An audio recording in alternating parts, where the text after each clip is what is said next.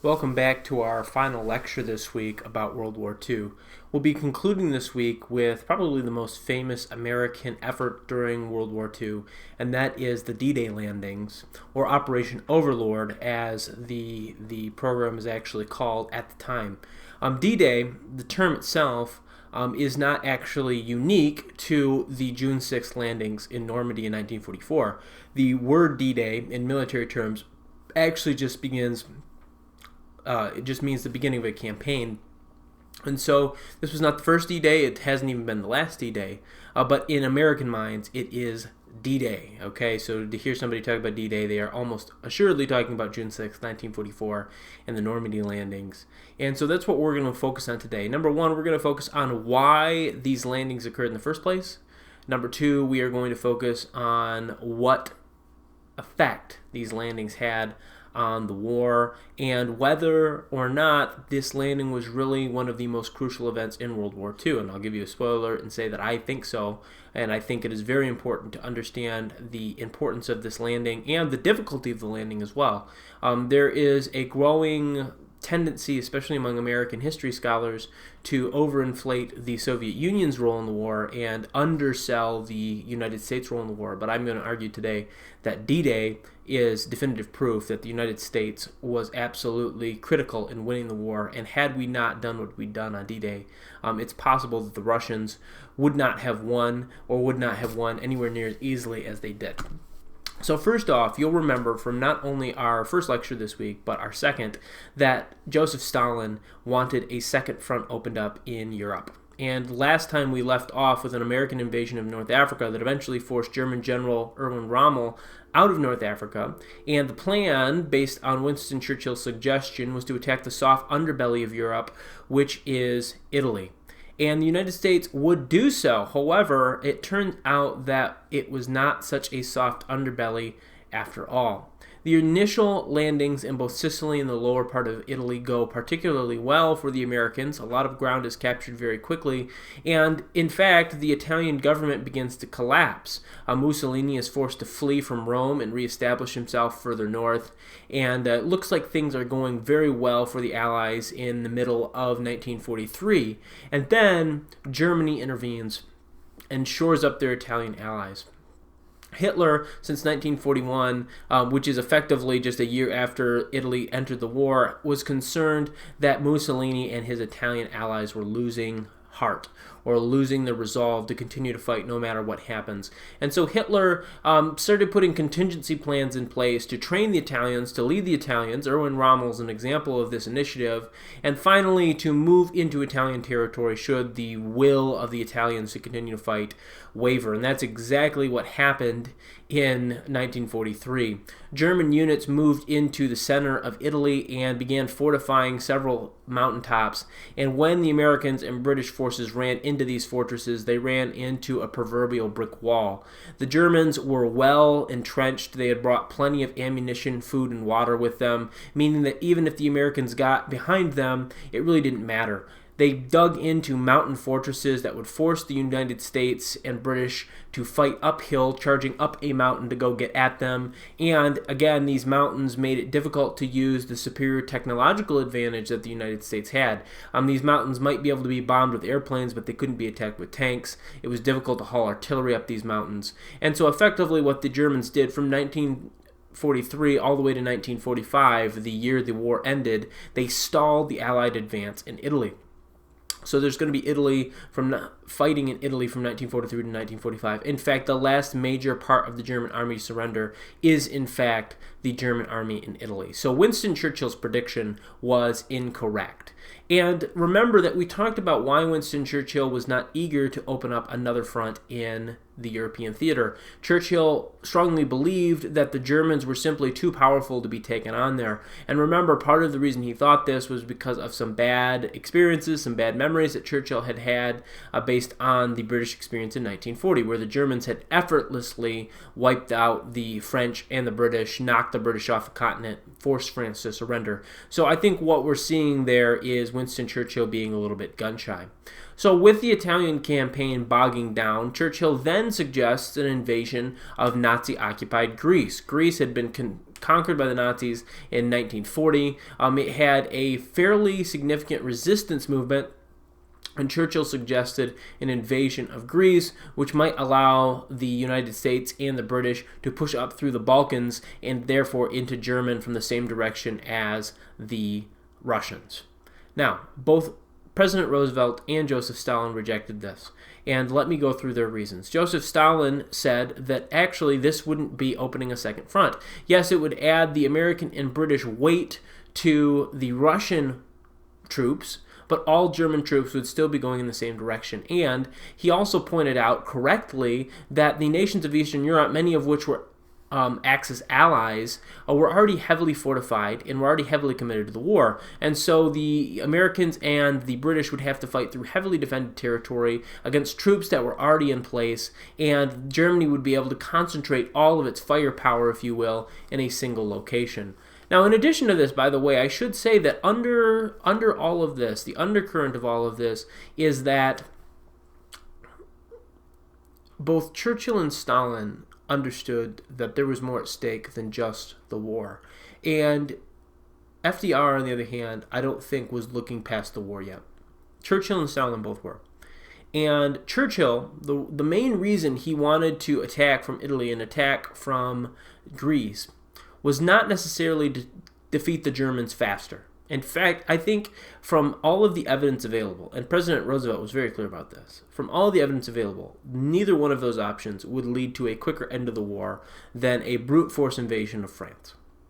But Churchill wanted the Russians to exhaust themselves fighting the Germans. In fact, I think a perfect ending to the war in Winston Churchill's mind would have been Germany and the Soviet Union both collapsing from exhaustion and Britain and the United States walking in at the end and taking over everything. That would have been an ideal end to the war to Winston Churchill. And by the way, knowing what we know about later 20th century politics, I don't think Winston Churchill was far off the mark. In fact, this oftentimes surprises Americans, but it was Winston Churchill who was the one that was strongly opposed to the many practices of the Soviet Union. In fact, you don't see concentrated U.S. disagreement with the Soviet Union until 1947, where that capitalism versus communism divide really starts as 1947 for the United States. It's Churchill who for 10 years had been preaching about the dangers of communism. And so the suggestion by Churchill is more designed to limit Russia's success rather than simply defeat Germany. Another reason that Churchill suggested an invasion through the Balkans is basically to secure the Balkans from Russian domination. If a nation is conquered by the Russians, Churchill predicts that they will not be allowed to have a democratic election and instead will have a communist government installed for them. And by the way, in this, Winston Churchill is absolutely correct because this is exactly what happens. When the Russians take over, rather than turn the government back over to whoever ran it beforehand or allowing elections for a democratically elected leader, instead the Russians simply install a new Soviet council to run the state. And that's exactly what happens in almost every territory controlled by the Soviet Union. So again, Churchill was not wrong, but the problem was he was being a little bit ingenuous or deceitful in what he was doing. And President Roosevelt didn't like that very much. And President Roosevelt also didn't believe that the Soviet Union was a great threat. And in this, FDR's judgment was wrong. The Soviet Union was a threat almost as bad as Nazi Germany. But he didn't see it that way, and so he was willing to make Russian concessions. Instead, FDR put his foot down after the failed Italy landings and said, Churchill, we're going in France. And Churchill did drag his feet a little bit. He said, I don't know if we want to invade France. What if we invaded Norway? What if we invaded, the German North Coast? And President Roosevelt and his generals were adamant we need to invade France for two reasons. Number one, France is the least heavily occupied part of Nazi Europe.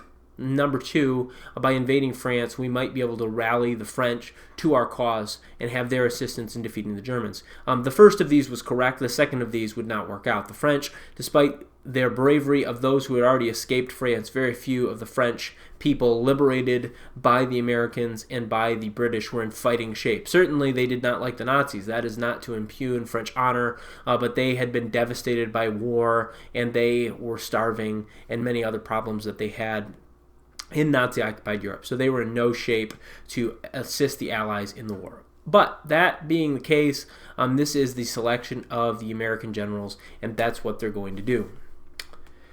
For all of the end of 1943 and most of 1944, there was planning on exactly where the attack would take place. There's several viable locations where an attack could be launched in France. If you have a map of France, which I encourage you to bring up, I'll briefly mention three notable locations. Location one that could possibly be invaded by the Americans and the British from England, which is where all American and British troops were being based, is the port of Calais. If you look at a map of England and France, Calais is the closest major city to England. In fact, it's only about 70 miles, or 70 kilometers, 40 miles across the English Channel between Calais and the city of Dover on the English side. Now, of course, being the closest point, the Germans were also aware of this, and so they heavily defended Calais. So any landing at Calais would be extremely difficult, and this was made worse by the fact that Calais only has really one nice harbor. So you would have to secure that harbor by landing on the beaches or paratroopers, and then you could land your heavy equipment. And this was probably going to be impractical. Another very close location in France to the UK was the city of Cherbourg. And the city of Cherbourg had a relatively good port, but it was also incredibly heavily defended, not only by several divisions of infantry, but by several panzer brigades as well. And so attacking Cherbourg directly was probably not going to be effective. Instead, the US and the UK decided to land on a number of beaches just south of the city of Cherbourg and in the French region of Normandy. And the idea here was to land on the beaches and take several of the surrounding towns. But unbeknownst to the Germans, the Americans also came up with what's called a portable docking system. In other words, these beaches, which are only fit for small landing craft that can run in water as shallow as 4 feet, they're going to actually build docks, more movable docks. They're going to bring docks with them and construct them and allow much larger ships to dock at these and unload their goods. And this is going to be particularly important to supporting the attack. Not only did the British and the Americans think of different locations that they wanted to attack, they also began doing a misinformation campaign and trying to keep the Germans guessing. Some of the ways that they did this were by building fake armies. In fact, one Canadian division, their entire job before the operation in D-Day and the Operation Overlord was literally to build a fake camp. So they pitched thousands of tents. They constructed plywood tanks and put them out on the yard. And so when the Germans flew over in the night, there would be all these campfires and there would be the reflection of tanks sitting on the ground. And these camps were built all over Britain, making it appear that the Americans and British had more forces than they actually did. And many of these camps were built near Dover, and so that led the Germans to expect an attack at Calais. The army is there for easy loading, and surely they must be attacking Calais. The Americans were also conducting a huge strategic bombing campaign on Germany. In fact, several million tons of bombs are dropped on Germany during the war, and the Americans began flying sorties not only over Calais, but they actually began flying sorties all over northern Germany and even into Norway, again trying to get the German focus away from the south area and into the northern areas. And again, this works very, very well. Another thing that the Americans come up with is the idea of faking out radars, and they begin to bombard German radars with what's called flak, or with fake airplanes. And the way they do this is they have a bomber fly towards the radar location, and before they get there, they drop bombs that explode into little metal flakes.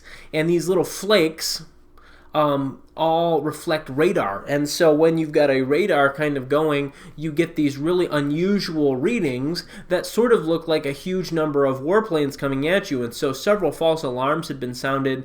Here the Allied attack comes. There's thousands of planes coming at us, and a single bomber, didn't even get close enough to get shot at. So the reason the Allies are doing this is they're trying to lower German readiness. If the Allies just keep dropping these, if they keep faking out the German sensors, when the real attack comes, it might slow the German response. Maybe not for long, but it might be long enough that it actually matters. So they're doing all of these things. They are faking the Germans out. They're also developing new technologies. One of the things that the Allies attempted to do, although this mostly failed, was develop amphibious tanks. These are tanks that could float on the water and propel themselves ashore and then be used to fight on the beaches rather than leaving the infantry soldiers exposed. Unfortunately, these tanks ended up not working very well. The few that made it to the beaches typically sunk into the sand, and many of them drove right off the boat and actually sunk right down to the bottom of the ocean, taking their crews along with them. So unfortunately, these amphibious tanks did not work. But the artificial harbors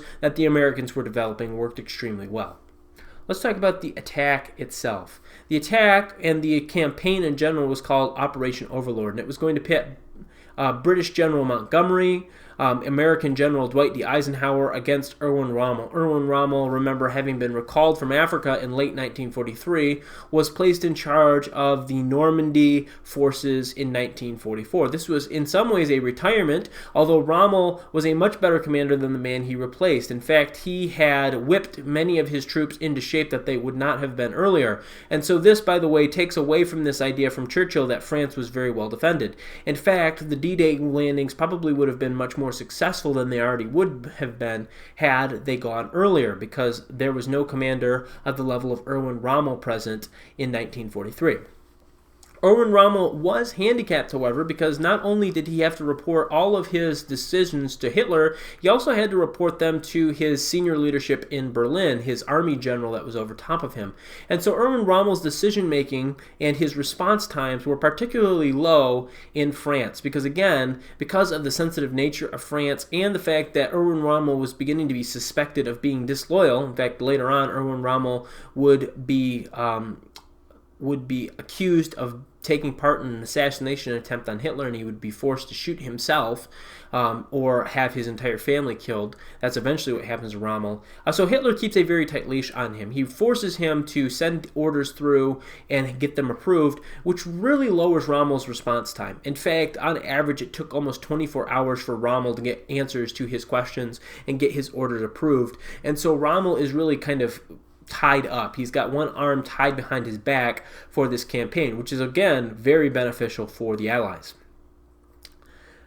The Germans had built some defenses, although fortunately not that many defenses on the beaches that the Americans would storm. But there were a number of things that were going to cause problems. One of the most fiendish things that the Germans did is they went to the lowest mark of low tide and they installed barbed wire fences, effectively, that got covered over by water very quickly. In fact, as American troops landed on Omaha Beach, the bloodiest of the beaches that were attacked during Normandy, oftentimes they would have to cut their way through barbed wire that was hidden by the waves and the surf and very difficult to see. And if you weren't paying attention, you could get ripped up as you tried to walk through this, and of course climbing it over with all of your gear, trying to get you not to get your gun wet. This could cause serious problems. Rommel also built a number of pillboxes. These are small concrete bunkers with machine guns in them that covered the Germans from bombardment from enemy ships and allowed them to open fire on the beaches with their machine guns. Now again, these defenses were not present on all of the landing beaches. In fact, only 2 of the beaches that were attacked during D-Day saw heavy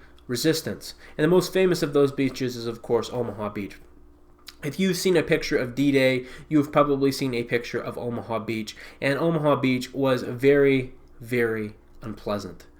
Omaha Beach housed an entire German division and a full defensive line, and Omaha Beach had a large sand dune at the end of it that you had to climb over to reach any of the German positions. And so as the Americans poured out of their landing craft, they were met by a hail of machine gun fire, these barbed wire fences under the water, barbed wire defenses on the beach itself, and many Americans were killed before they even made it to the beach. And the few Americans that did survive long enough to get on the beach were completely disorganized. They had gotten off of the landing ship with a squad, and only 3 or 4 of them were left by the time they reached cover where they could dive behind the sand to be protected from the machine gun fire. That being said, after several hours of these landings, enough American troops gathered together to form their own ad hoc regiments, and they charged German positions.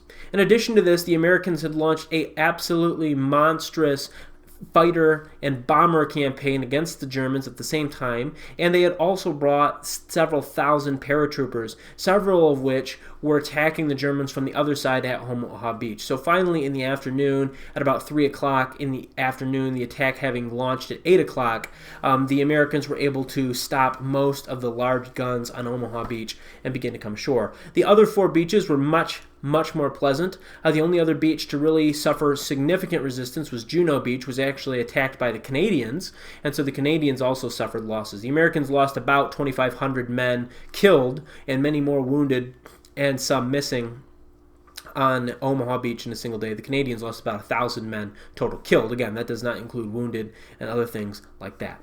So that is D-Day itself. 6 hours, and the Americans began to clear German lines and push forward. At this point, they have a foothold in France.